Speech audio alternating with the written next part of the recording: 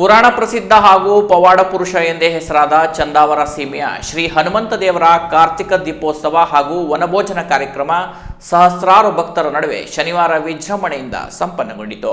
ನಾಡಿನ ವಿವಿಧ ಭಾಗಗಳಿಂದ ಭಕ್ತರು ಆಗಮಿಸಿ ದೇವರಿಗೆ ಹಣ್ಣು, ಕಾಯಿ, ಬಳೆಗೊನೆ ಇತ್ಯಾದಿ ಸೇವೆ ಸಲ್ಲಿಸಿ ಕೃತಾರ್ಥರಾದರು. ಶ್ರೀ ಹನುಮಂತ ದೇವರ ಸನ್ನಿಧಿಯಲ್ಲಿ ಬೆಳಗ್ಗೆಯಿಂದ ಅಭಿಷೇಕ, ಮಹಾಮಂಗಳಾರತಿ ಸೇರಿದಂತೆ ವಿವಿಧ ಧಾರ್ಮಿಕ ಕಾರ್ಯಕ್ರಮಗಳು ಸಾಂಗವಾಗಿ ನಡೆಯಿತು. ಬೆಳಿಗ್ಗೆ ಶ್ರೀದೇವರ ಪಲ್ಲಕ್ಕಿಯು ದೇವಸ್ಥಾನದಿಂದ ಮೆರವಣಿಗೆ ಹೊರಟು ಚಂದ್ರಪ್ರಭಾ ನದಿಯ ತಟದಲ್ಲಿರುವ ವನಕ್ಕೆ ತೆರಳಿ ವಿವಿಧ ಧಾರ್ಮಿಕ ಕೈಂಕರ್ಯಗಳು ನೆರವೇರಿದವು. ದೇವರಿಗೆ ಅಭಿಷೇಕ, ಹೂವಿನ ಅಲಂಕಾರದೊಂದಿಗೆ ವಿಶೇಷ ಪೂಜೆ ಸಲ್ಲಿಸಲಾಯಿತು.